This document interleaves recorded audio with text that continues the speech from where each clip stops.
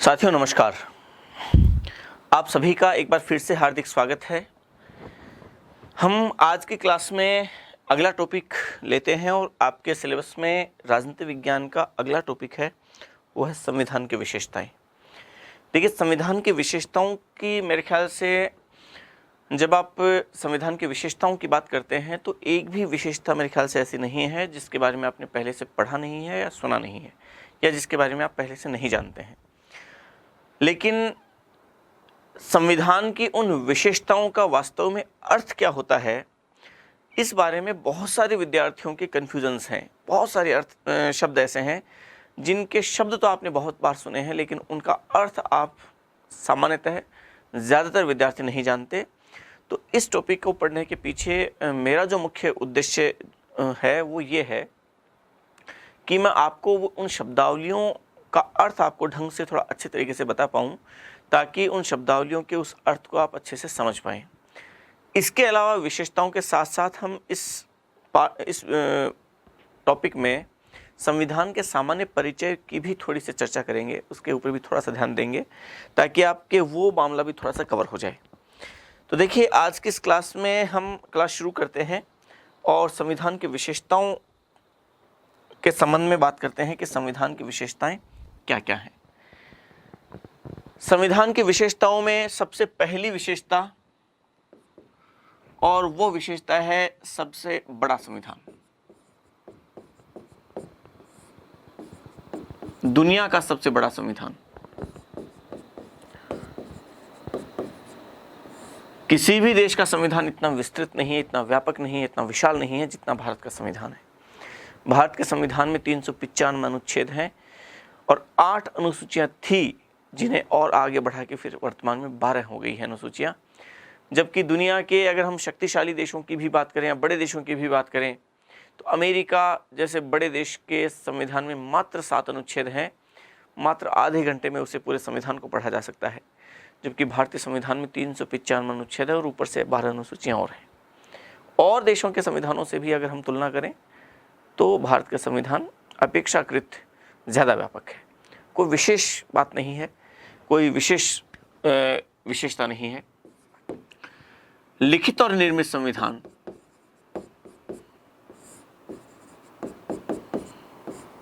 लिखित और निर्मित संविधान। भारत का संविधान लिखित संविधान है और भारत का संविधान निर्मित संविधान है, जिसे संविधान सभा ने एक स्थान पर बैठकर संविधान सभा के सदस्यों ने एक निश्चित अवधि की सीमा के बीच इसका निर्माण किया। तो इसका मतलब संविधान फिर अलिखित भी होता है। तो अलिखित संविधान का एक उदाहरण के रूप में हम बात करें तो ब्रिटेन का संविधान अलिखित संविधान है और वो निर्मित संविधान नहीं है बल्कि विकसित संविधान है। परंपराओं से उसका विकास हुआ, लगातार समयबद्ध तरीके से उसमें अलग अलग चीज़ें जुड़ती चली गई और वो विकसित और अलिखित संविधान है। हम संविधान की विशेषताओं की अगर हम मुख्यतः थोड़ी बातचीत करना शुरू करें, जिनके उद्देश्य से मैं ये टॉपिक आपको बता रहा हूँ, उसमें एक संविधान की एक विशेषता है लोकतंत्र या लोकतंत्रात्मक शासन प्रणाली। भारत का संविधान वो एक्चुअल में यहाँ पे लोकतंत्र अपनाया गया है। लोकतंत्र में और राजतंत्र में अंतर आप जानते हैं। राजतंत्र का मतलब राजा का शासन, लोकतंत्र का मतलब लोगों का शासन। लोगों के शासन का सीधा सीधा मतलब अब्राहम लिंकन ने इस बारे में कहा कि लोकतंत्र क्या है, डेमोक्रेसी क्या है। तो डेमोक्रेसी के बारे में उन्होंने परिभाषा दी कि जनता का जनता के लिए जनता द्वारा किया गया शासन है। मतलब ये कि जनता पर शासन करने वाले लोग वो जनता द्वारा अपने में से ही चुने गए लोग होंगे जो यहाँ पे शासन संभालेंगे, शासन का संचालन करेंगे। और वो भी परमानेंट नहीं होगा, वो भी एक निश्चित अवधि में चुनाव होगा और चुनाव के बाद में अगर जनता को लगे तो वो चेंज कर सकती है। तो इस तरीके से जनता द्वारा निर्वाचित लोगों द्वारा शासन सत्ता संभाली जाती है। लोकतंत्रात्मक शासन प्रणाली है, डेमोक्रेसी इसको इंग्लिश में कहते हैं। फिर एक विशेषता है गणतंत्रीय शासन प्रणाली। तो देखिए, एक तो गणतंत्र शब्द को बहुत ज़्यादा इसका गलत अर्थ निकाला गया बहुत सारे लोगों के द्वारा। लोगों को लगता है कि लोक मानी लोक, गण मानी लोक, तंत्र एक जैसा है ही, मतलब एक जैसी बात है, दोनों पर्यायवाची हैं, जबकि ऐसा नहीं है। इसको इंग्लिश में कहते हैं डेमोक्रेसी। इसको इंग्लिश में कहते हैं रिपब्लिक।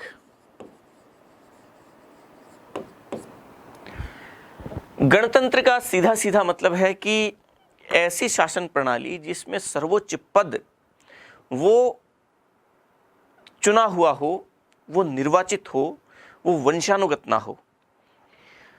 कई लोगों को ऐसा लगता है कि जहां लोकतंत्र है वहां गणतंत्र तो निश्चित तौर पे होगा, जबकि ऐसा नहीं है। ये जरूरी नहीं है कि जहां पे लोकतंत्र है वहां गणतंत्र भी हो। दुनिया का सबसे पुराना लोकतंत्र, जिसे लोकतंत्र का घर कहा जाता है, वो ब्रिटेन है।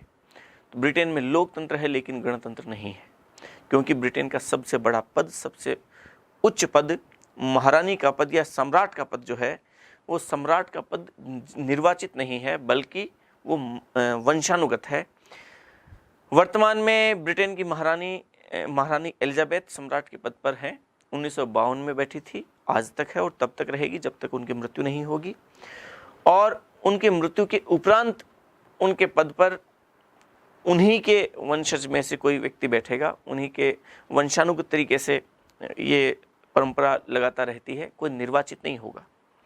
तो ब्रिटेन में लोकतंत्र है लेकिन गणतंत्र नहीं है, जबकि भारत में लोकतंत्र भी है और गणतंत्र भी है, क्योंकि भारत का सबसे बड़ा पद, राष्ट्रपति का पद, वो निर्वाचित होता है हर 5 साल से। समझ रहे हैं आप? तो वो वंशानुगत नहीं है। वर्तमान में राष्ट्रपति रामनाथ कोविंद, इनके बाद में राष्ट्रपति कौन होगा किसी को पता नहीं है, वो निर्वाचन होगा उसके बाद में। ये नहीं है कि रामनाथ कोविंद का बेटा या बेटी वो अगले राष्ट्रपति के रूप में होंगे, ऐसा जरूरी नहीं। हालांकि हो सकते हैं, बशर्ते कि उन्हें चुना जाए, लेकिन वो इस बेस पे नहीं होंगे कि वो उनका बेटा या उनकी बेटी है, वंशानुगत आधार पे नहीं होगा। तो इस प्रकार से गणतंत्र का मतलब सबसे बड़ा पद वो निर्वाचित हो। फिर देखें, हम और विशेषताओं की बात करें तो ये है पंथ निरपेक्ष।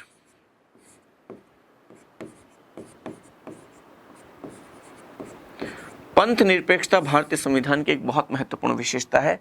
सेक्युलरिज्म, एक्चुअल में प्रस्तावना की बात करें अगर, कुछ लोग तो ये कहते हैं कि पंथ निरपेक्ष, तो भारत का संविधान पंथ निरपेक्ष तो है ही नहीं, क्योंकि मूल रूप से पंथ निरपेक्ष नहीं है ये। 1976 में 42वें संविधान संशोधन द्वारा इस शब्द का यूज किया गया, संविधान में प्रस्तावना में इसे जोड़ा गया। उससे पहले तो इस शब्द का प्रयोग ही नहीं था। लेकिन ऐसा नहीं है।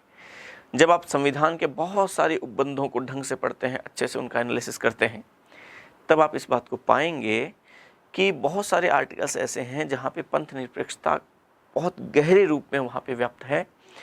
जैसे मैं अगर उदाहरण स्वरूप आपको इसकी मिसाल दूं, आर्टिकल 15 जब आप पढ़ते हैं मौलिक अधिकार में, तो आर्टिकल 15 कहता है कि राज्य नागरिकों में धर्म, मूलवंश, जाति, लिंग या जन्म स्थान के आधार पर विभेद नहीं करेगा। तो धर्म के आधार पे, जाति के आधार पे कोई भेदभाव नहीं किया जाएगा, आर्टिकल 15 ने कहा। आर्टिकल 16 कहता है कि राज्य लोक नियोजन के संबंध में नागरिकों में धर्म, मूलवंश, जाति, लिंग या जन्म स्थान के आधार पे या उद्भव और निवास के आधार पे भेदभाव नहीं करेगा। वहाँ पे भी कहा गया भेदभाव नहीं करेगा धर्म के आधार पे। हालांकि इसको भी हम अगर अवॉइड करें, इसको भी एक बार छोड़ें, कोई बात नहीं, तो आप आगे देखिए आर्टिकल 25 को देखिए।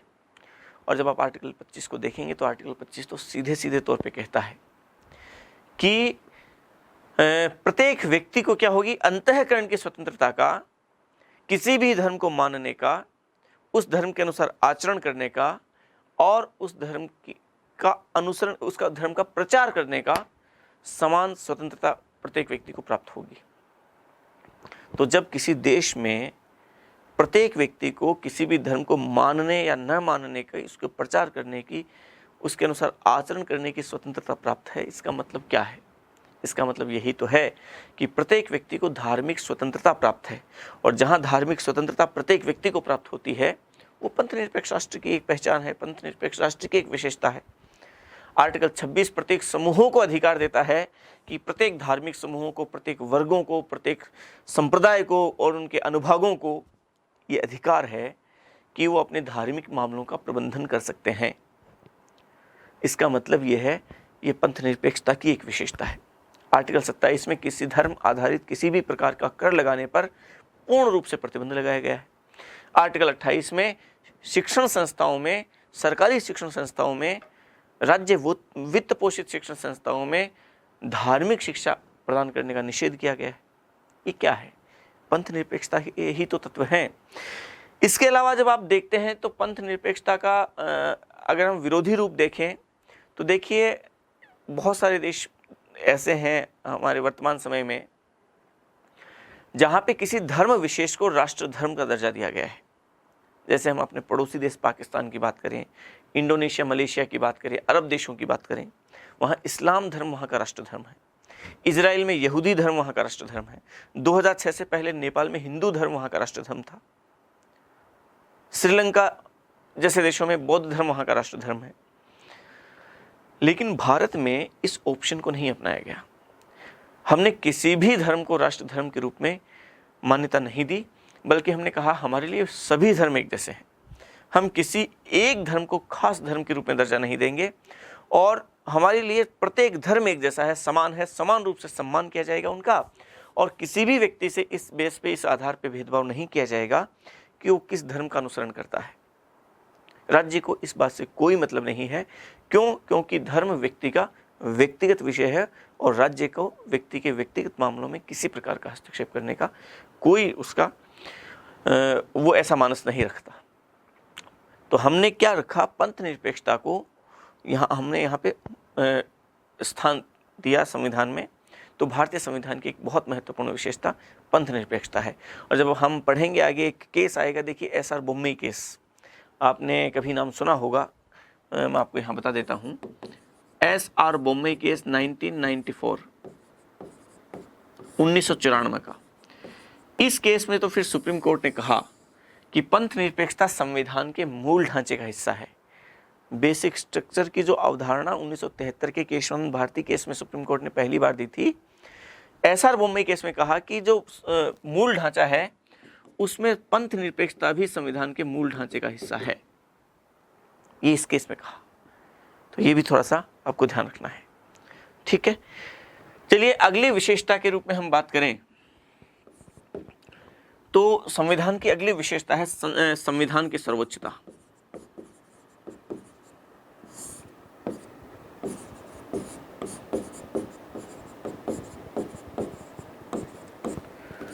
संविधान की सर्वोच्चता का मतलब है कि देखिए ब्रिटेन की अगर हम बात करें तो ब्रिटेन में संसदीय सर्वोच्चता के सिद्धांत को अपनाया गया है, मतलब संसद सर्वोच्च है वहाँ। डी लोमे एक विचारक हुए। डी लोमे ने कहा ब्रिटिश संसद के बारे में कि ब्रिटिश संसद महिला को पुरुष और पुरुष को महिला बनाने के अलावा सब कुछ कर सकती है। तो ब्रिटिश संसद के बारे में ये जो विचार डी लोमे ने कहा, इस बात के संकेत मिलते हैं कि ब्रिटिश संसद कितनी पावरफुल है। उसकी वजह एक तो यह है कि एक तो वहाँ संघीय शासन प्रणाली नहीं है, मतलब कानून बनाने वाली एकमात्र संस्था है संसद, एक बात। तो उस पर राज्य सरकारों का वैसा तो कोई मामला ही नहीं है, तो सारे कानून बनाने के सारे पावर ही संसद के पास है। भारत में तो राज्य विधानमंडल भी है, तो कुछ मामलों में संसद बनाएगी, कुछ मामलों में विधानमंडल बनाएंगे। विधानमंडल में संसद हस्तक्षेप बहुत सारे मामलों में नहीं करेगी, तो वहाँ भारतीय संसद पे तो नियंत्रण हो गया। ब्रिटेन में तो राज्य है ही नहीं, तो वहाँ एक बात तो ये। दूसरी बात यह कि वहाँ के संसद द्वारा बनाई गई विधियाँ उन्हें कहीं चुनौती दी ही नहीं जा सकती। संसद ने कानून बना दिया मतलब बना दिया, वो मान्य होंगे। भारत में तो संसद ने यदि कानून बना दिया और कोई ऐसा कानून बना दिया जो संविधान के विरुद्ध है, तो सुप्रीम कोर्ट इस बेस पे उसे निरस्त कर सकती है। इसे न्यायिक पुनरावलोकन कहते हैं। ब्रिटेन में न्यायिक पुनरावलोकन नहीं है। और ब्रिटेन में तो एक्चुअल में संविधान ही वो है जो वहाँ की संसद कहती है। संसद ने कोई कानून बनाया वही वहाँ का संविधान हो गया। तो वहाँ अपनाया गया संसदीय सर्वोच्चता को। अमेरिका की अगर हम बात करें तो अमेरिका में अपनाया गया है न्यायपालिका की सर्वोच्चता की बात की जाती है दरअसल, क्योंकि कई विद्वानों ने कहा कि अमेरिका में संविधान वही है जो वहाँ के न्यायाधीश कहते हैं। क्योंकि संसद वहाँ कानून बनाएगी, वहाँ की संसद का नाम क्या है, कांग्रेस है, वो कानून बनाएगी, लेकिन सुप्रीम कोर्ट को न्यायिक पुनरावलोकन की शक्ति इतनी ज़्यादा है कि वहाँ उसके द्वारा उसे निरस्त किया जा सकता है यदि वो संविधान के विरुद्ध है। तो एक्चुअल में उसका इंटरप्रेट सुप्रीम कोर्ट करता है कि किस तरीके से कैसे क्या उसका अर्थ है। तो ये कहा जाता है कि अमेरिका में संविधान क्या है, ये इस बात का निर्धारण वहाँ के न्यायाधीश करते हैं। अमेरिका में संविधान वही है जो वहाँ के न्यायाधीश कहते हैं। ये कहा जाता है। भारत में इन दोनों के बीच में बैलेंस रखा गया। हमने कहा न संसद सर्वोच्च है, न सुप्रीम कोर्ट सर्वोच्च है, बल्कि हमारे यहाँ तो संविधान सर्वोच्च है। संविधान में जो कुछ कहा गया वो सर्वोच्च है, क्योंकि संसद अपनी पावर संविधान से प्राप्त करती है, कोर्ट अपनी पावर संविधान से प्राप्त करता है, तो जो इन दोनों को पावर दे रहा है वो सर्वोच्च है। तो संविधान की सर्वोच्चता के सिद्धांत को अपनाया गया। ठीक है, चलिए अगली हम विशेषता की बात करें तो वो है संसदीय शासन प्रणाली। संसदात्मक या संसदीय शासन प्रणाली।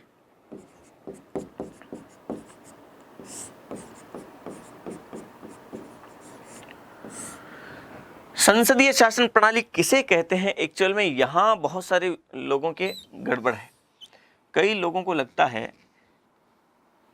और जब मैं इस बारे में बात करूंगा उससे पहले शायद आपको भी ये लगता ही होगा कि जिस देश में संसद है इसका मतलब वहां संसदीय शासन प्रणाली है, जबकि ऐसा तो बिल्कुल नहीं है।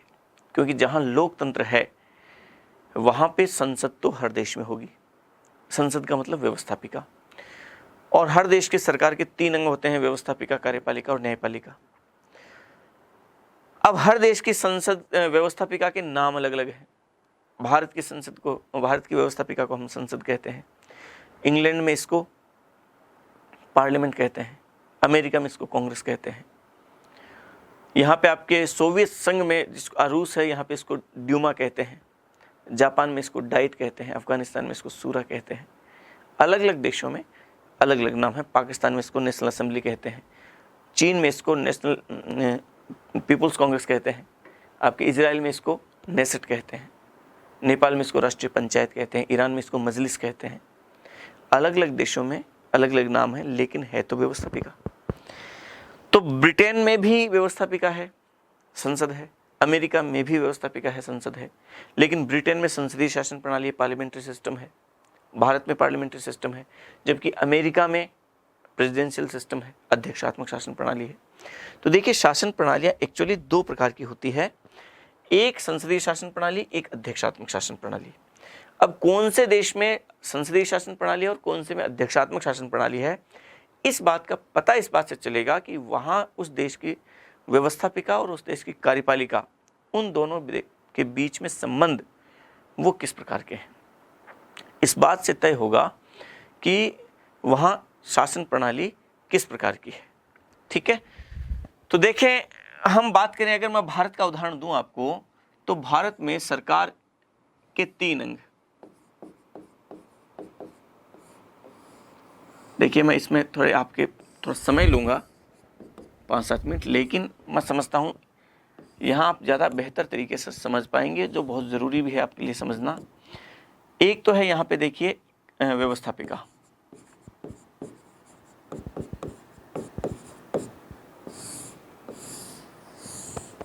हम अमेरिका और भारत दोनों के उदाहरण से समझ लेंगे इसको। एक अंग है यहाँ पे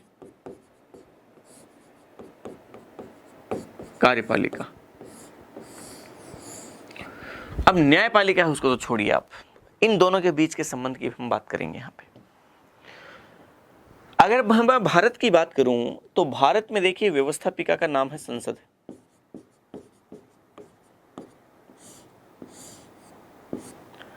संसद के सदन है 2, एक है लोकसभा,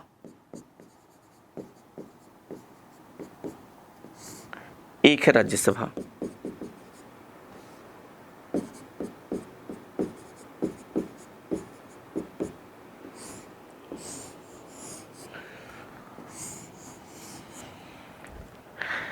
कार्यपालिका भी 2 प्रकार की, एक नाम मात्र की कार्यपालिका,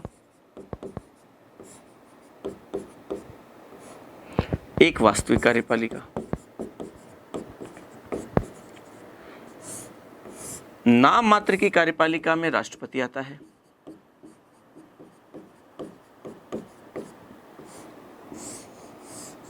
वास्तविक कार्यपालिका में प्रधानमंत्री और मंत्रिपरिषद आती है। क्या आप भारतीय राजनीतिक व्यवस्था के इस ढांचे को पहचान पा रहे हैं? ऐसा ही तो होता है। कि कार्यपालिका में राष्ट्रपति, प्रधानमंत्री, मंत्रिपरिषद है, व्यवस्थापिका में संसद के 2 सदन है। ये बात तो मेरे ख्याल से आप सभी लोग अच्छे तरीके से जानते ही हैं। तो भारत में संसदीय शासन प्रणाली कैसे है, ये इस बात से तय होगा कि इन दोनों के बीच में, व्यवस्थापिका और कार्यपालिका के बीच के संबंध वो कैसे है। देखिए, अगर वो दोनों के संबंध बहुत गहरे हैं, इसका मतलब यहाँ संसदीय शासन प्रणाली है। यदि सेपरेट है तो अध्यक्षात्मक शासन प्रणाली। मैं उदाहरण देता हूं आपको। 2014 में चुनाव हुए, प्रधानमंत्री बने नरेंद्र मोदी। 2014 से पहले प्रधानमंत्री थे मनमोहन सिंह। 14 में ऐसा क्या हुआ कि नरेंद्र मोदी प्रधानमंत्री बने? तो आपका उत्तर आएगा कि लोकसभा के चुनाव हुए। तो चुनाव हुए लोकसभा के, मतलब व्यवस्थापिका के, और परिवर्तन आता है कार्यपालिका में। समझना आप इस बात को। यहां चुनाव हुए, परिवर्तन यहां आ गया, दोनों इंटरलिंक है। इसका मतलब दोनों संबंधित है। लोकसभा में बहुमत मिलता है एनडीए को, बीजेपी के नेतृत्व में। तो यहाँ पे प्रधानमंत्री पीएम बने नरेंद्र मोदी और सरकार बनी भाजपा की। अब जानते हैं। तो देखिए, लोकसभा में कौन से दल को बहुमत है, इससे अगर इस बात का निर्धारण हो, इसका मतलब दोनों संबंधित है। दोनों के बीच संबंध का पहला नमूना हमने ये देखा। पहला नमूना ये कि कार्यपालिका का निर्धारण व्यवस्थापिका में बहुमत से होता है। समझ रहे हैं आप? दूसरी बात, दूसरा उदाहरण आप ये समझिए कि प्रधानमंत्री कौन से सदन के सदस्य हैं, संसद के सदस्य है कि नहीं, लोकसभा के सदस्य हैं। मनमोहन सिंह थे तो वो राज्यसभा के सदस्य थे। इसके अलावा जितने भी मंत्री हैं, वो संसद के सदस्य अनिवार्य रूप से होंगे, निश्चित तौर पे जरूरी है। और यदि कोई व्यक्ति, कोई मंत्री, चाहे प्रधानमंत्री है चाहे कोई मंत्री है, अगर संसद का सदस्य नहीं है तो ऐसी स्थिति में वो अधिकतम 6 माह तक ही मंत्री रह सकता है, क्योंकि 6 माह के अंदर अंदर उसे संसद के किसी सदन की सदस्यता ग्रहण करनी ही होगी। इसका मतलब यह है कि इनका संसद के दोनों में से किसी एक सदन का सदस्य होना जरूरी है। जरूरी नहीं है वो लोकसभा का हो, राज्यसभा का भी हो सकता है, लेकिन संसद का सदस्य होना जरूरी है। सारे के सारे मंत्री संसद के सदस्य होते हैं, चाहे वो लोकसभा के चाहे राज्यसभा के। समझ रहे हैं आप? इसका मतलब कार्यपालिका वो व्यवस्थापिका का ही एक हिस्सा होती है, वो अलग से नहीं है। इन्हीं में से कुछ लोग ये हैं। दोनों संबंधित है, गहरे रूप से संबंधित है। समझ रहे हैं आप बात? तीसरी बात समझिए कि आर्टिकल 75(3) कहता है कि मंत्रिपरिषद सामूहिक रूप से लोकसभा के प्रति उत्तरदायी होगी। मतलब मंत्रिपरिषद तभी तक अस्तित्व में है जब तक कि उसे लोकसभा में बहुमत प्राप्त है। जैसे ही उसका लोकसभा में बहुमत समाप्त हुआ, मंत्रिपरिषद समाप्त हो जाएगी। दोनों संबंधित हैं।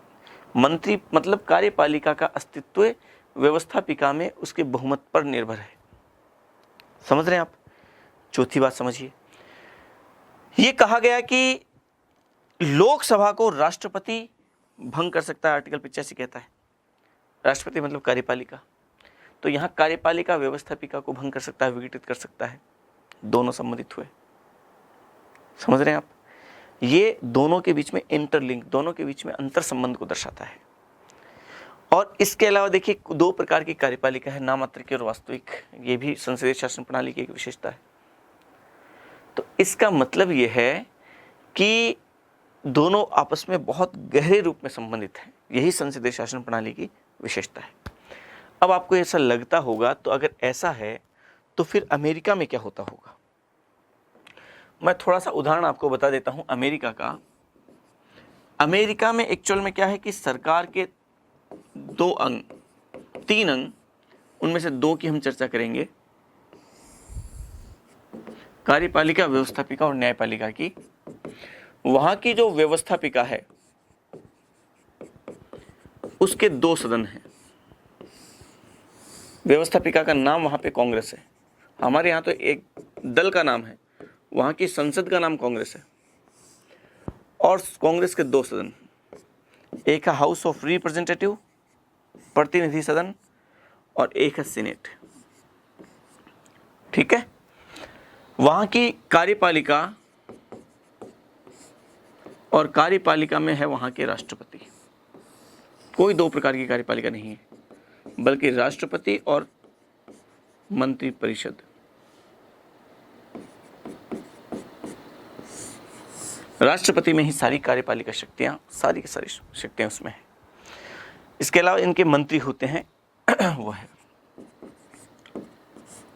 चलिए ठीक है, अब ये अलग कैसे है, इन दोनों के बीच में सेपरेशन है, तभी तो अध्यक्षात्मक शासन प्रणाली है। यहां देखिए, यहां अमेरिका में राष्ट्रपति कौन बनेगा, भारत में तो प्रधानमंत्री कौन बनता है जिसे लोकसभा में बहुमत प्राप्त है। अमेरिका में राष्ट्रपति वो नहीं बनेगा जिससे यहाँ पे या यहाँ पे बहुमत प्राप्त है, बल्कि राष्ट्रपति के चुनाव ही अलग होंगे। इसके चुनाव ही अलग है, इसके चुनाव एकदम अलग समय में, इसके चुनाव एकदम अलग समय में। इसका कार्यकाल 2 साल, इसका कार्यकाल, एक सदस्य का कार्यकाल 6 साल, इसका कार्यकाल 4 साल, तो एकदम सेपरेट है। इसके चुनाव अलग समय में, इसके चुनाव अलग, इसके चुनाव अलग, एकदम अलग, कोई संबंध नहीं। तो राष्ट्रपति अलग ही है मामला, ठीक है। भारत में तो प्रधानमंत्री वही बनेगा जिसका लोकसभा में बहुमत होगा, जिस दल को। अमेरिका में ऐसा हो सकता है कि वहाँ 2 पार्टियां, रिपब्लिकन पार्टी और डेमोक्रेटिक पार्टी, वहाँ हो सकता है कि यहाँ डेमोक्रेटिक पार्टी को बहुमत हो, यहाँ भी डेमोक्रेटिक पार्टी को बहुमत हो और राष्ट्रपति रिपब्लिकन पार्टी का हो जाए, हो सकता है ऐसा। राष्ट्रपति के चुनाव में ये कोई भाग नहीं लेते हैं, ये भाग ही नहीं लेते हैं, अलग ही होता है निर्वाचक मंडल, समझ रहे हैं आप। फिर आगे देखिए आप कि ये मंत्री, राष्ट्रपति किसी सदन का सदस्य होता है कि नहीं होता, इसका या इसका, तो राष्ट्रपति किसी भी सदन का सदस्य नहीं होता, इसका सदस्य होता ही नहीं है। अच्छा, मंत्री की नियुक्ति राष्ट्रपति करेगा, तो मंत्री की नियुक्ति राष्ट्रपति करेगा, लेकिन मंत्री तो इसके सदस्य होंगे कि नहीं होंगे, ध्यान रखना, बिल्कुल नहीं होंगे। राष्ट्रपति अपनी मर्जी से किसी भी व्यक्ति को मंत्री बनाएगा, लेकिन मंत्री न तो सीनेट का न इस सदन का सदस्य होगा, हो ही नहीं सकता। और यदि राष्ट्रपति चाहता है कि किसी सीनेट के सदस्य को या किसी हाउस ऑफ रिप्रेजेंटेटिव के सदस्य को मंत्री बनाया जाए, तो उन्हें पहले यहाँ से इस्तीफा देना पड़ेगा, फिर ही मंत्री बन सकता है। यदि कोई मंत्री है और वो चाहे कि मैं सीनेट का चुनाव लड़ूं, तो पहले यहाँ से इस्तीफा देना पड़ेगा, फिर ये यहाँ हो सकता है। राष्ट्रपति के विरुद्ध ये महाभियोग जरूर ला सकते हैं, लेकिन राष्ट्रपति किसी भी सदन को बर्खास्त, विघटित नहीं कर सकता, विघटित कर ही नहीं सकता है। इसका मतलब ये एकदम अलग है मामला, ये एकदम अलग है, सेपरेट। ये अलग लोग हैं, ये अलग लोग हैं, एकदम सेपरेट, सेपरेशन ऑफ पावर्स। आपने नाम सुना है ना, मोंटेस्क्यू की एक धारणा, स्पिरिट ऑफ लॉज किताब उन्होंने लिखी, उसमें उन्होंने ये सिद्धांत दिया। वो अमेरिका में बहुत गहरे रूप में इसको अपनाया गया है, ठीक है। तो ये आपके अध्यक्षात्मक शासन प्रणाली है, जहाँ कार्यपालिका और व्यवस्थापिका के बीच कोई संबंध नहीं होता, दोनों एकदम से अलग है, सेपरेट है। मेरे ख्याल से अब आप अच्छे तरीके से इस बात को समझ पाए होंगे। चलिए हम आगे विशेषताओं की और बात करते हैं संसदीय शासन प्रणाली के बाद में। वो है यहाँ पे देखिए, संघात्मक और एकात्मक शासन प्रणाली की, संघात्मक और एकात्मक शासन का समन्वय, मिश्रण किया गया है एकात्मक का और संघात्मक का, दोनों का। एकात्मक किसे कहते हैं, संघात्मक किसे कहते हैं? संघात्मक में 2 प्रकार की सरकारें होती हैं, एक केंद्र सरकार, दूसरी राज्य सरकार। एकात्मक में एक ही प्रकार की सरकार होती है, केंद्र सरकार ही होती है, राज्य सरकारें नहीं होती है। मैं आपको थोड़ा सा बता देता हूं, देखिए इसमें एक चीज और नई चीज जोड़ देता हूं मैं आपके यहाँ लिए। संघात्मक फेडरल सिस्टम और एकात्मक यूनिटरी सिस्टम।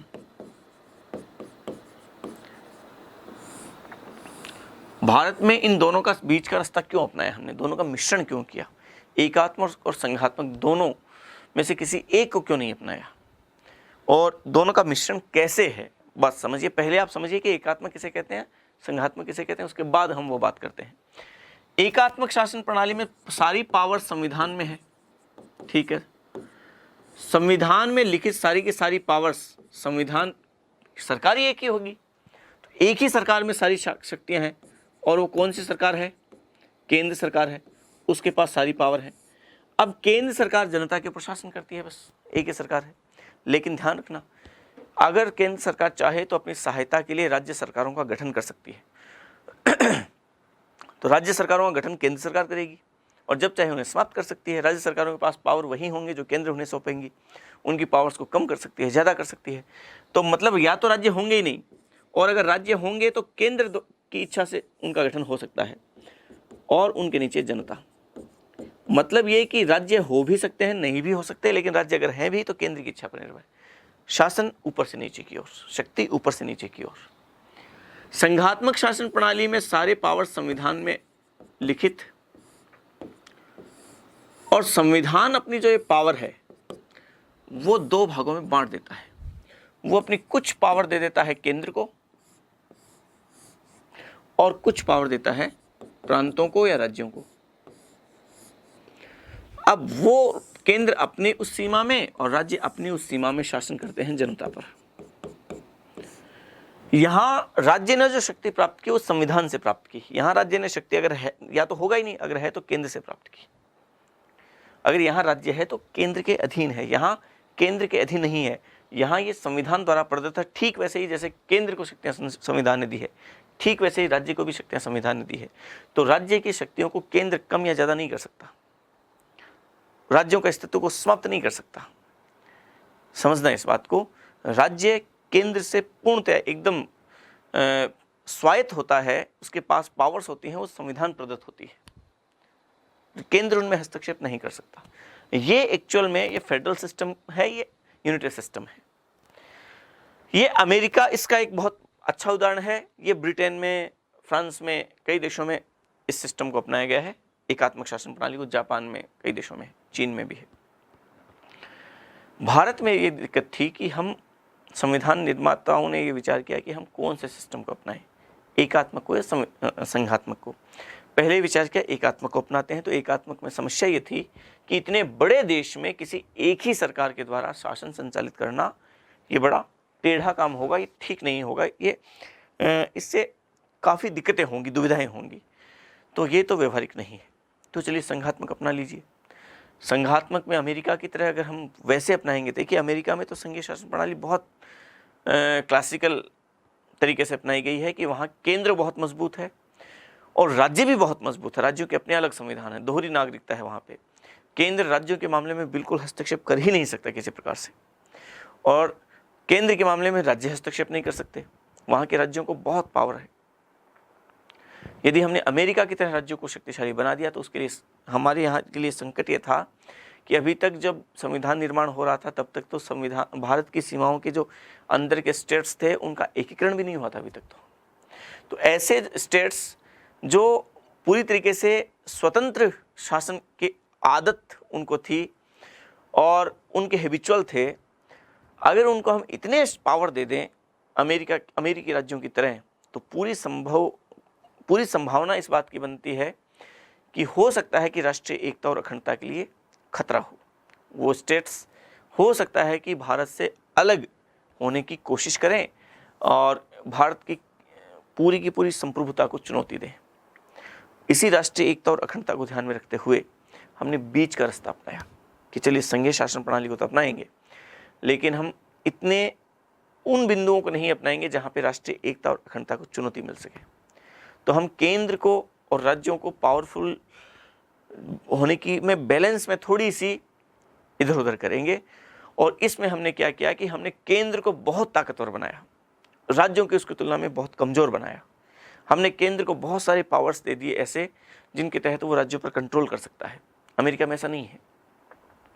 हमने बहुत सारे ऐसे बिंदु जो राष्ट्रीय एकता और अखंडता को प्रभावित करने वाले हो सकते थे, उनमें राज्यों को पावर नहीं दिए हमने, वो केंद्र के अधीन हमने रखा।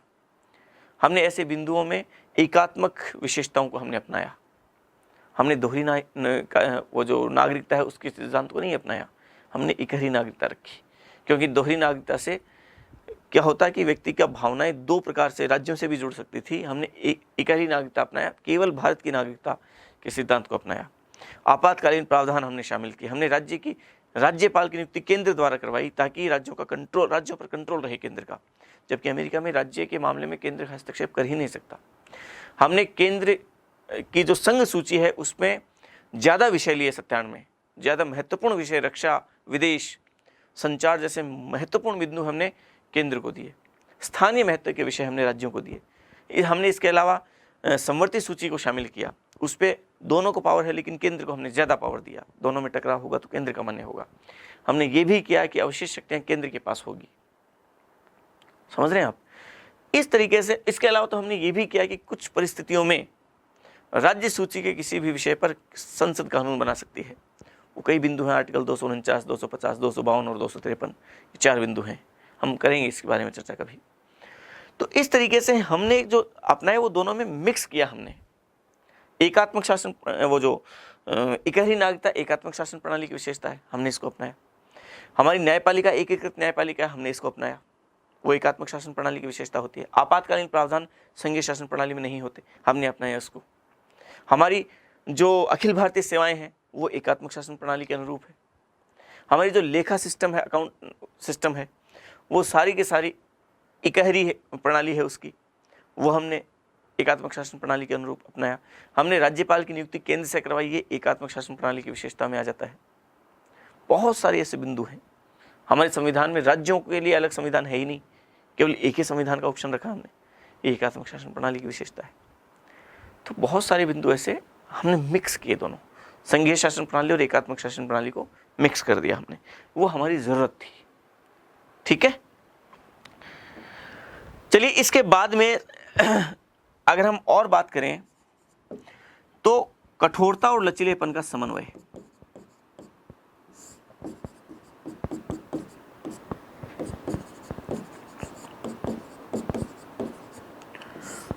कठोरता और लचीलेपन का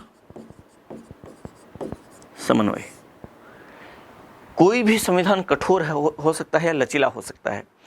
कठोर और लचीले होने का मतलब ये है कि वहाँ का संविधान यदि उसमें संशोधन करना, उसमें थोड़ा परिवर्तन करना, बहुत आसानी से परिवर्तन कर सकते हैं, वो लचीला संविधान। यदि उसमें परिवर्तन करना थोड़ा सा मुश्किल हो, वो कठोर संविधान। जैसे ब्रिटेन के संविधान की बात करें तो लचीला संविधान है, अमेरिका के संविधान की बात करें तो कठोर संविधान है। हमने दोनों में समन्वय रखा। हमने क्या किया, संविधान के ऐसे बिंदु जिसमें जो महत्वपूर्ण नहीं है, उसमें आसानी से संशोधन केवल संसद कर सकती है, वो रखा हमने। लेकिन कुछ ऐसे बिंदु जो राज्यों की पावर से रिलेटेड है, संघीय प्रकृति से रिलेटेड है, हमने उनमें संशोधन करने की पावर संसद के साथ साथ राज्यों को भी दी कि राज्यों की सहमति के बगैर संसद अकेली उसमें संशोधन नहीं कर सकती, कि संसद के विशेष बहुमत के साथ साथ कम से कम आधे राज्यों का अनुसमर्थन उन्हें मिलना चाहिए, तभी संशोधन होगा। तो राज्यों की भूमिका को भी हमने शामिल किया, वहाँ वो कठोर हो गया। ठीक है, तो ये उसकी विशेषता। इसके बाद हम इसके और विशेषता की हम बात करें आगे, तो देखिए भारतीय संविधान की विशेषताओं में सार्वभौमिक वयस्क मताधिकार,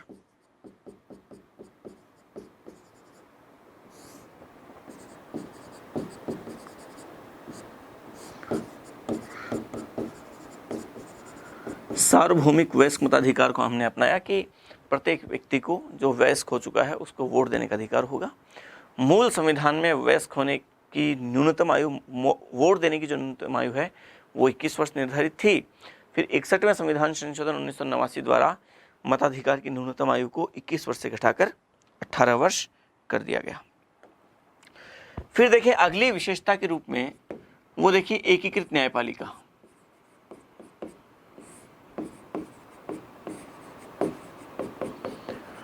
एकीकृत न्यायपालिका का मतलब हमारे यहाँ न्यायपालिका एकीकृत है। जैसे हमारे यहाँ सबसे ऊपर न्यायपालिका में सुप्रीम कोर्ट है, फिर उसके अधीन हाई कोर्ट्स हैं, फिर उसके अधीन अधीनस्थ न्यायालय है। अमेरिका में संघीय न्यायालय अलग हैं, राज्यों के न्यायालय अपने अलग हैं, दोनों में कोई मेल नहीं है। संघीय विषयों पर जो मामलों की जो करता है वो फेडरल कोर्ट्स करते हैं, और स्टेट से रिलेटेड जितने विषय हैं उन पर सुनवाई, मामलों की सुनवाई स्टेट कोर्ट करते हैं। तो वहाँ पे दोनों दोहरी न्यायपालिका है, हमारे यहाँ एकीकृत न्यायपालिका है। ठीक है, फिर न्यायिक पुनरावलोकन।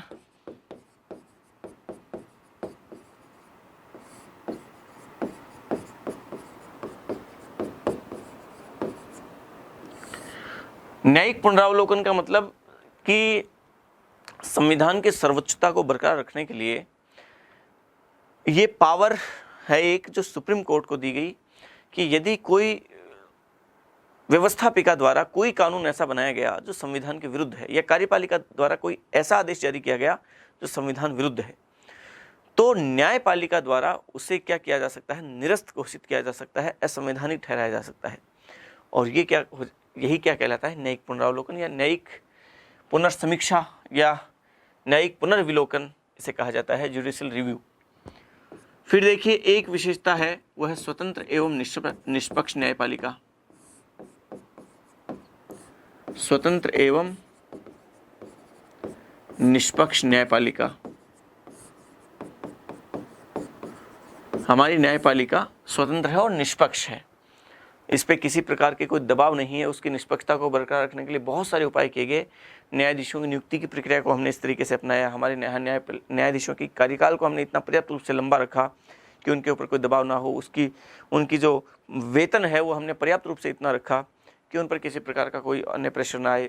उन्हें वकालत पर प्रतिबंध रखा गया। उनकी सेवानिवृत्ति के बाद वो वकालत नहीं कर सकते, इस पर हमने रखा। उनको हटाने की जो प्रक्रिया है उसको हमने इतना पर्याप्त रूप से कठिन रखा कि न्यायाधीश को किसी प्रकार का ये डर नहीं है कि उसे ऐसे ही हटाया जा सके।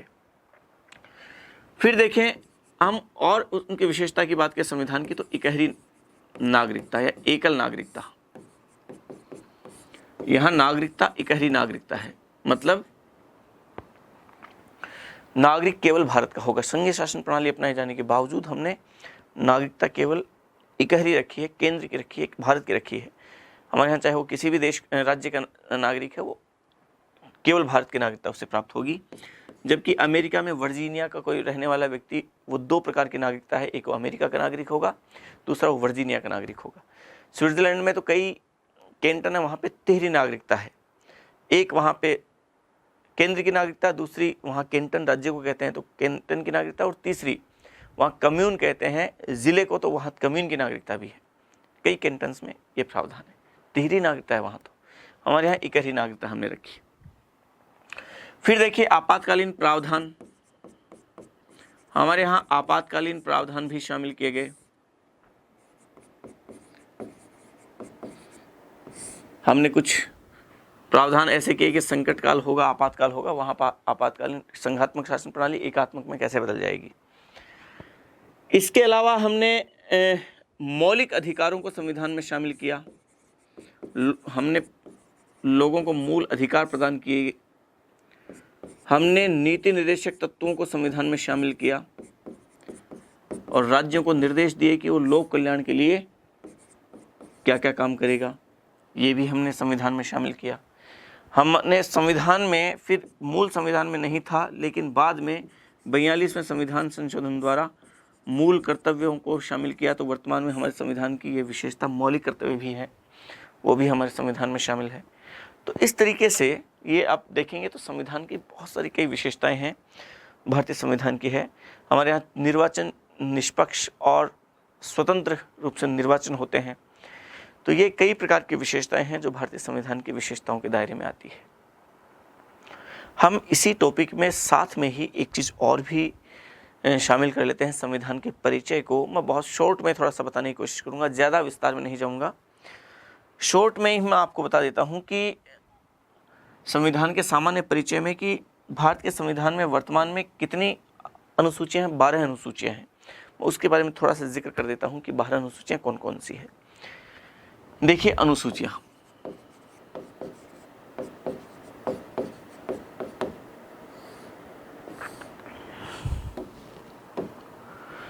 पहली अनुसूची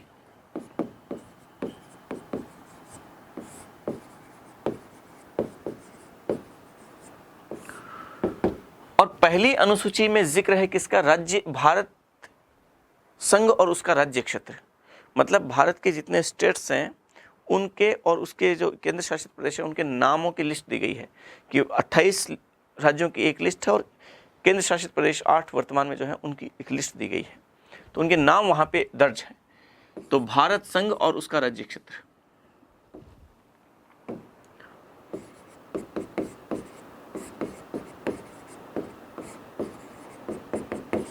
और उसका राज्य क्षेत्र, इसमें वर्तमान में 2 सूचियां दे रखी हैं, एक राज्यों की, दूसरी केंद्र शासित प्रदेशों की। 1950 में जब संविधान लागू हुआ तो इसमें 4 सूचियां थी, A, B, C और D। उस समय आप जानते हैं 4 प्रकार के राज्य हुआ करते थे, क, ख, ग और घ। राजस्थान B श्रेणी का राज्य था। राजस्थान के एकीकरण में आपने पढ़ा होगा। तो इस तरीके से 1956 में फिर राज्यों का पुनर्गठन हुआ। फिर वहाँ से 2 प्रकार के राज्य कर दिए, एक राज्य और दूसरे केंद्र शासित प्रदेश। ठीक है, हम राज्यों के पुनर्गठन में ये बात आगे पढ़ेंगे कभी। फिलहाल देखिए दूसरी अनुसूची, और दूसरी अनुसूची में जिक्र किस बात का है? दूसरी अनुसूची में है वेतन, महत्वपूर्ण पदाधिकारियों का वेतन। तीसरी अनुसूची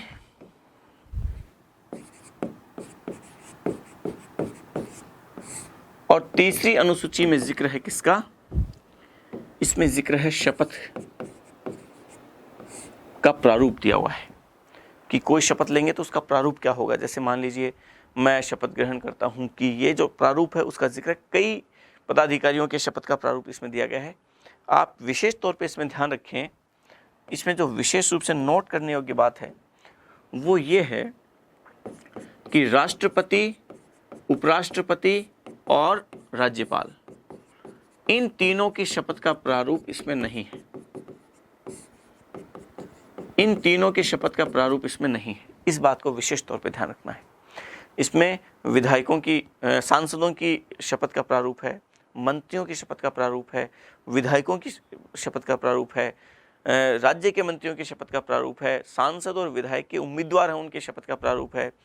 इसमें न्यायाधीश जो सुप्रीम कोर्ट और हाई कोर्ट के हैं उनके शपथ का प्रारूप है, इसमें कैग की शपथ का प्रारूप है, लेकिन ये इनका प्रारूप इसमें नहीं है, ये ध्यान रखना है आपको। राष्ट्रपति की शपथ का प्रारूप दिया हुआ है आर्टिकल 60 में,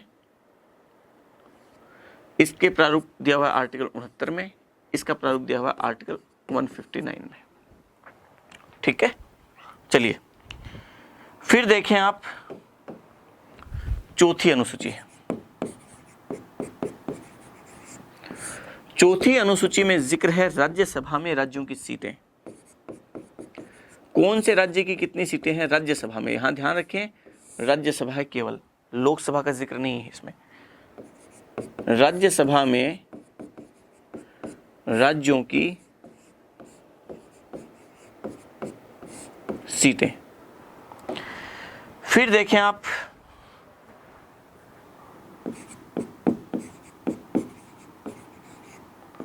पांचवी अनुसूची, और पांचवी अनुसूची में जिक्र है अनुसूचित एवं जनजातीय क्षेत्रों का प्रशासन।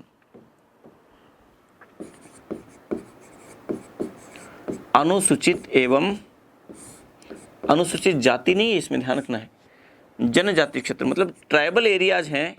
अनुसूचित का मतलब जो जिनका अनुसूची में जिक्र किया गया है। तो ऐसे जनजातीय क्षेत्र जो कि अनुसूचित हैं, शेड्यूल्ड हैं, उन अनुसूचित क्षेत्रों में उनका प्रशासन कैसे चलेगा, इसका जिक्र पांचवी अनुसूची में किया गया है। छठी अनुसूची का संबंध भी लगभग इसी प्रकार से है, थोड़ी सी अलग है वो।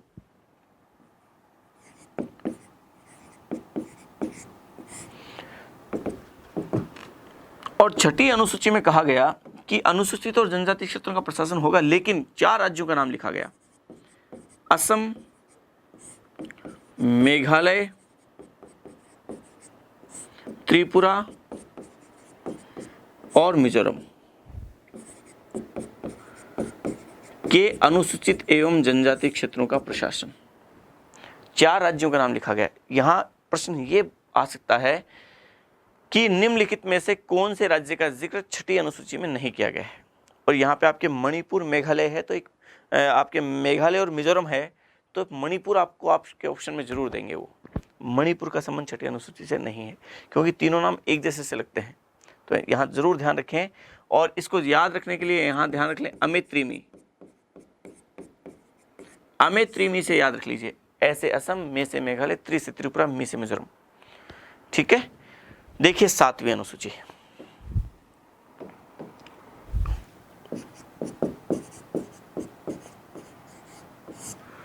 सातवीं अनुसूची में विषय विभाजन किया गया, 3 प्रकार की सूचियां दी गई और 3 प्रकार की सूचियां करते हुए इसमें संघ सूची, राज्य सूची और समवर्ती सूची। संघ सूची में 97 विषय, राज्य सूची में 66 विषय और समवर्ती सूची में 47 विषय ये जोड़े गए। संघ सूची पर संसद कानून बनाएगी, राज्य सूची पर राज्य विधानमंडल कानून बनाएगा और समवर्ती सूची पर दोनों ही बना सकते हैं, लेकिन दोनों में यदि टकराव हुआ तो केंद्र का मान्य होगा। अगर हम वर्तमान विषयों की बात करें तो संघ सूची में वर्तमान में 100 विषय हैं।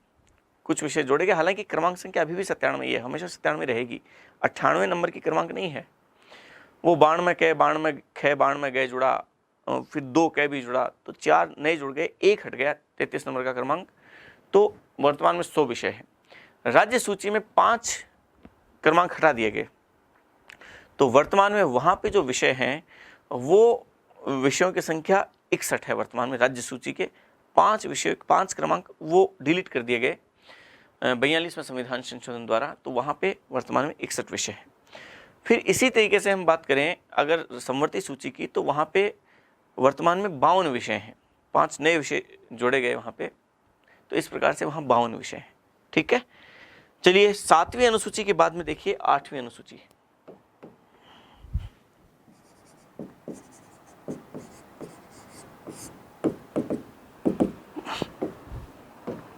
आठवीं अनुसूची में दी हुई है भाषाएं। ये मूल रूप से 14 भाषाएं थी, लेकिन वर्तमान में 22 भाषाएं हैं। मैं अगर इसको थोड़ा सा आपको और खुल के बताऊं तो देखें, पहले मैं 7वीं अनुसूची के बारे में थोड़ा बता देता हूं, फिर मैं 8वीं अनुसूची के बारे में बताऊंगा। 7वीं अनुसूची के संबंध में देखिए, संघ सूची, राज्य सूची, समवर्ती सूची। तो कौन कौन कानून बनाएगा ये तो आपको पता है। देखिए, समवर्ती सूची में वर्तमान में 52 विषय हैं, आप जानते हैं। 42वें संविधान संशोधन द्वारा हुआ क्या कि कई बार प्रश्न आपके अगर पूछा जाता तो यही पूछा जाता है कि कौन सा विषय पहले राज्य सूची में था जिसे समवर्ती सूची में डाला गया। तो देखें, 42वें संविधान संशोधन द्वारा राज्य सूची में से 5 विषय हटाए गए। ठीक है, 11, 19, 20, 29 और 36 ये क्रमांक संख्या हटाई गई थी राज्य सूची से 5 विषय। समवर्ती सूची में वो 5 नहीं जोड़े गए, बल्कि समवर्ती सूची को ही मैं आपको विशेष रूप से बताना चाह रहा हूं, जो कि पूछ ली जाती है। 47 विषय थे, क्रमांक संख्या तो अभी भी 47 है, लेकिन विषय 52 हो गए। इसमें जो जोड़े गए विषय हैं उनमें एक तो जोड़ा गया 11 के, जिसमें न्याय प्रशासन ये जोड़ा। एक विषय जोड़ा गया 17 के, जिसमें है वन। एक विषय जोड़ा गया 17 के, जिसमें है वन्य जीव व पक्षियों का संरक्षण।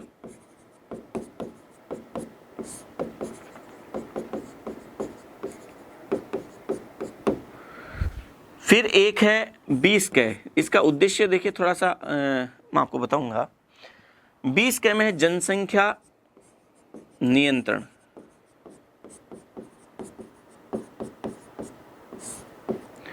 और एक है 33 के, इसमें है बाट एवं नापतोल।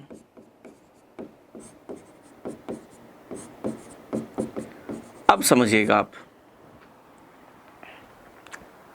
ध्यान से कि 5 विषय जुड़े, 47 से बढ़ के 52 हो गया। राज्य सूची से जो विषय हटाए गए थे उनमें एक तो ये विषय था जो राज्य सूची से हटाया गया था, समवर्ती सूची में डाला गया। एक ये विषय था जो राज्य सूची से हटाया गया, समवर्ती सूची में डाला गया। एक ये विषय था जो राज्य सूची से हटाया गया, समवर्ती सूची में डाला गया। ध्यान रखिएगा, राज्य सूची के जो क्रमांक हटाए गए थे वो 11, 19, 20, 29 और 36 ये थे। इनमें से 36 नंबर के क्रमांक को तो 7वें संविधान संशोधन द्वारा हटा दिया था, और ये जो 4 हटाए थे ये 42वें संविधान संशोधन द्वारा हटाए गए। ये ध्यान रखें। तो ये जो 4 थे वो ऐसे कैसे इसमें शामिल कर दिए समवर्ती सूची में, राज्य सूची से उठाए और समवर्ती सूची में शामिल कर दिए। तो वहां 61 थे, 61 से 5 घटे, 66 थे, 66 से 5 घट के 61 रह गए। 66 से 65 तो हो गए थे 7वें संविधान संशोधन में ही, और 42वें संविधान संशोधन बाद में वो 61 हो गए। ये 4 के 4 इसमें शामिल किए, जबकि मैं यहाँ पे आपको 3 ही बता रहा हूँ। एक तो ये 42वें संविधान संशोधन द्वारा राज्य सूची से समवर्ती सूची में आया, एक ये आया और एक ये आया। वहाँ 4 विषय कौन कौन से थे? एक तो वन, एक वन्य जीव और पक्षियों का संरक्षण, एक बाट एवं मापतौल, एक विषय और था, और वो था शिक्षा। लेकिन आपको शिक्षा यहाँ पे दिखेगा ही नहीं, इन पांचों में नहीं दिख रहा है। तो फिर वो कहाँ गया? उसको अलग से इसलिए नहीं गिनते, हालांकि जब आपके विषय ऐसे खुल के पूछे नाम, तब आप शिक्षा आएगा, क्योंकि शिक्षा पहले राज्य सूची में था। अब संवर्ती सूची के क्रमांक संख्या 25 पे लिखा हुआ क्या था? पहले ही उच्च शिक्षा, जैसे मैं बता देता हूं आपको, लिखा हुआ था उच्च शिक्षा, मेडिकल शिक्षा, इंजीनियरिंग शिक्षा, ये लिखा हुआ था ये विषय। तो हमने क्या किया, राज्य सूची से वो उठाया और शिक्षा को यहां लिख दिया और कोमा लगा दी, तो शिक्षा अब संवर्ती सूची में शामिल हो गया। लेकिन इसके लिए अलग से क्रमांक बनाने की जरूरत नहीं पड़ी, लेकिन शिक्षा वहां से यहां आ गया। तो ये शिक्षा पहले राज्य सूची में था और अब संवर्ती सूची में है, ये ध्यान रखें। तो उसमें 4 विषय राज्य सूची से संवर्ती सूची में लेके आए। पहला वन, दूसरा वन्य जीव और पक्षियों का संरक्षण, तीसरा शिक्षा और चौथा बाट एवं मापतौल। और ये जो दो विषय ये नए जोड़े गए, एकदम से नए जोड़े गए हैं, ये ध्यान रखें। आप में से ज्यादातर स्टूडेंट्स ये सोचते हैं कि राज्य सूची के 5 विषय यहाँ से उठाए, यहाँ का यहाँ कॉपी कर दिया, ऐसा नहीं है। वहाँ से 3 विषय तो ये 1 या 25 नंबर के क्रमांक में जोड़ा, तो ये 4 विषय राज्य सूची से संवर्ती सूची में जोड़े गए, 2 ये नए जोड़े गए। एक तो ये बात ध्यान रखने योग्य है। दूसरी बात 8वीं अनुसूची के संबंध में मैं आपसे बताना चाह रहा हूं, वो ये है कि मूलतः 8वीं अनुसूची में 14 भाषाएं थी, ठीक है। वर्तमान में कितनी भाषाएं हैं? 22 भाषाएं हैं। तो कौन कौन से संविधान संशोधन से जुड़ी? तो एक 21वां संविधान संशोधन होता है 1967 में, और उसमें एक भाषा जुड़ती है सिंधी, और सिंधी भाषा जुड़ते ही भाषा की संख्या हो जाती है 15। 14 में एक जुड़ी, 15 हो गई। एक संविधान संशोधन फिर होता है 71वां संविधान संशोधन 1992 में, और इस संविधान संशोधन द्वारा 3 भाषाएं जुड़ती हैं, मणिपुरी, कोंकणी और नेपाली, और ये भाषाएं बढ़ के हो जाती है 18। और फिर एक संविधान संशोधन और होता है 92वां संविधान संशोधन 2003 में, और 3 भाषाएं जुड़ती हैं, बोडो, डोगरी, मैथिली और संथाली, और भाषाएं बढ़ के हो जाती हैं 18 से 22। संविधान संशोधन बहुत आसानी से याद रख सकते हैं, ये 21वां, ये 71वां, दोनों को जोड़ेंगे तो 92वां। लेकिन दोनों को जोड़ने के चक्कर में आप कहीं 22 और 70 में जोड़ देना, या 20 या 72 में जोड़ देना। तो ध्यान रखें 21वां, 71वां और 92वां, ये 3 संविधान संशोधन, ये भाषाएं जुड़ती हैं। कौन सी भाषा 8वीं अनुसूची में शामिल नहीं है, ये अगर आए तो मैं आपके सामने 4 ऑप्शन रखता हूं, आप बताइए। देखिए, हिंदी, अंग्रेजी, उर्दू और संस्कृत। कौन सी भाषा 8वीं अनुसूची में नहीं है, बताइए। तो ध्यान रखें, अंग्रेजी भाषा 8वीं अनुसूची में नहीं है। तो फिर कौन कौन सी भाषाएं हैं, ये कैसे याद हो? हालांकि सारी भाषाओं को याद करने की आपको आवश्यकता नहीं है, लेकिन बहुत आसान है, आप आसानी से इनको याद कर सकते हैं अगर याद करना चाहें। तो देखिए, मैं एक उदाहरण आपको बता देता हूं। भारत के नक्शे की अगर हम बात करें, मोटे मोटे तौर पे देखिए कि भारत के नक्शे में आप देखेंगे तो सबसे पहले यहाँ पे देखिए, दक्षिण में चलिए, यहाँ पे केरल है। कौन सी भाषा है? मलयालम। हालांकि ये आपको याद नहीं होता तो कोई खास बात नहीं है। यहाँ कर्नाटक है, कन्नड़। यहाँ महाराष्ट्र है, मराठी। यहाँ गुजरात है, गुजराती। यहाँ पंजाब है, पंजाबी। यहाँ कश्मीर है, कश्मीरी। यहाँ देख लिए तमिलनाडु है, तमिल। आंध्र प्रदेश है, तेलुगु। यहाँ आपके उड़ीसा है, उड़िया, आजकल ओडिया या ओडिशी कहते हैं उसको। फिर यहाँ पे आपके और देखिए, यहाँ पे आपके पश्चिम बंगाल है तो बांग्ला, यहाँ आपके असम है, असमिया। फिर आपके यहाँ पे हिंदी बोली ही जाती है, उर्दू और संस्कृत, ये मोटे तौर पे व्यापक रूप में है। तो गिनिए आप एक बार, 1 2 3 4 5 6 7 8 9 10 11 12 13 और 14, ये तो मूल भाषाएं जो मूल संविधान में थी, ये 14 भाषाएं हैं। और 8 भाषाएं और वो अभी आपने पढ़ी ही थी जो बाद में जुड़ी, जिनमें सिंधी, मणिपुरी, कोंकणी, नेपाली, बोडो, डोगरी, मैथिली और संथाली। देख लीजिए आप खुद ही, पूरी की पूरी हो गई है। समझ रहे हैं आप? तो आप, हालांकि आपके लिए बहुत ज़्यादा ऐसे वो नहीं है, लेकिन इतना मुश्किल नहीं है कि आप इनको याद ना कर सको। ठीक है, आगे बढ़ते हैं हम और देखते हैं 9वीं अनुसूची के बारे में।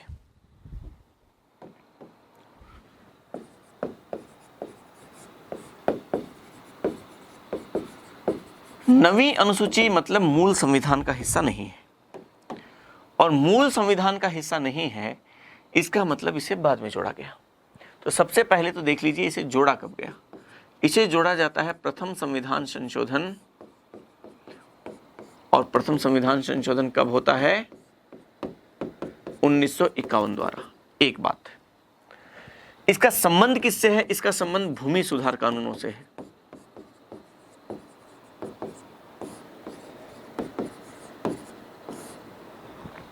जोड़ा क्यों गया?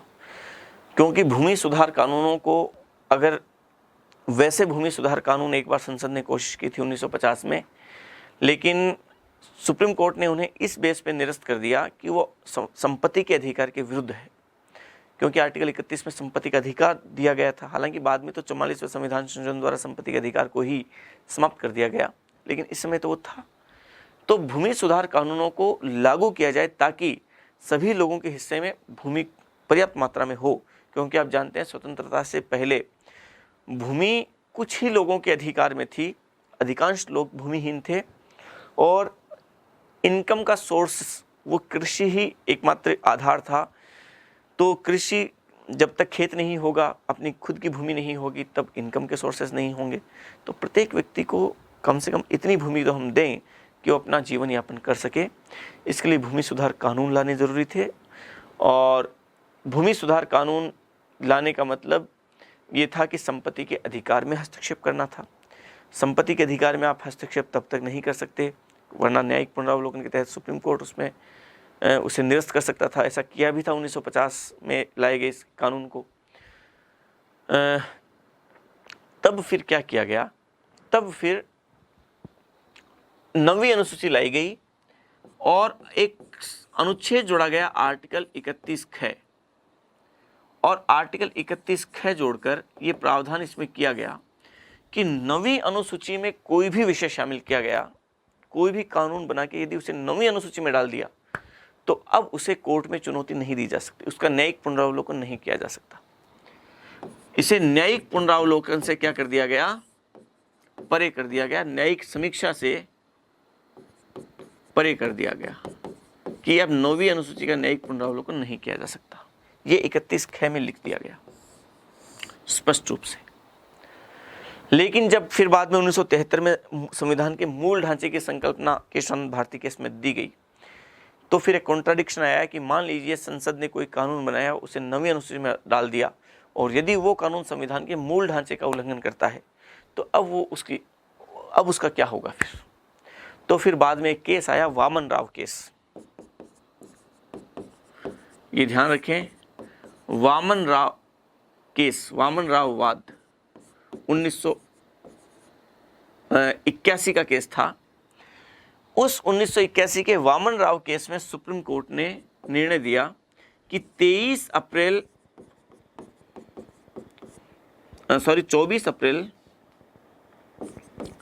1973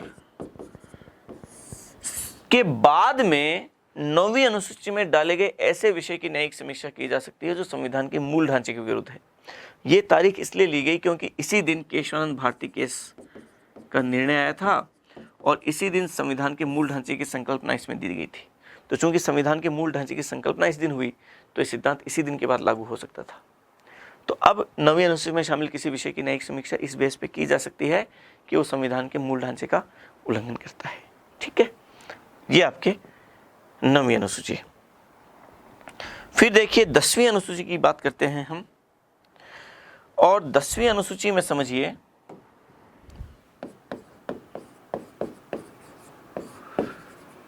पहली बात तो ये जोड़ी कब गई, ये 10वीं अनुसूची जोड़ी जाती है 52वें संविधान संशोधन 1985 द्वारा। राजीव गांधी सरकार थी और दल बदल कानून को प्रभावी बनाने के लिए दल बदल निरोधक कानून, ताकि दल बदल पर रोक लगाई जा सके, ये 10वीं अनुसूची थी। 11वीं अनुसूची की अगर हम बात करें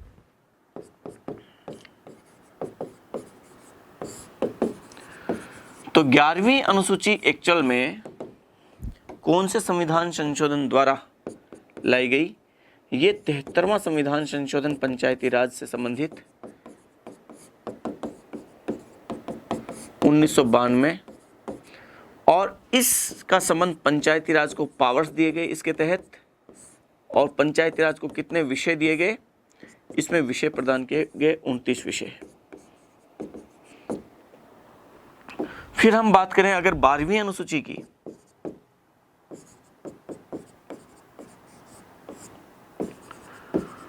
तो 12वीं अनुसूची देखिए कौन से संविधान संशोधन द्वारा जोड़ी गई, ये जोड़ी जाती है 74वें संविधान संशोधन द्वारा।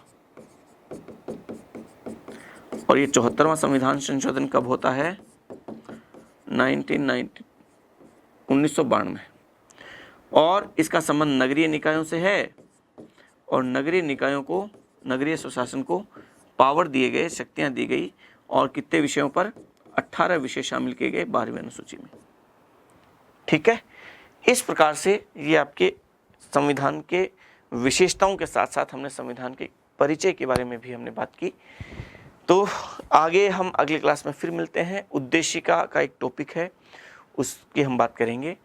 तब तक के लिए विदा लेता हूँ। क्लास लगातार आप देखते रहें, अच्छे तरीके से ढंग से उन्हें समझिए। कोई भी क्वेरी है उसको निश्चित तौर पे ज़रूर पूछें। अगली क्लास में हम फिर मिलते हैं। धन्यवाद।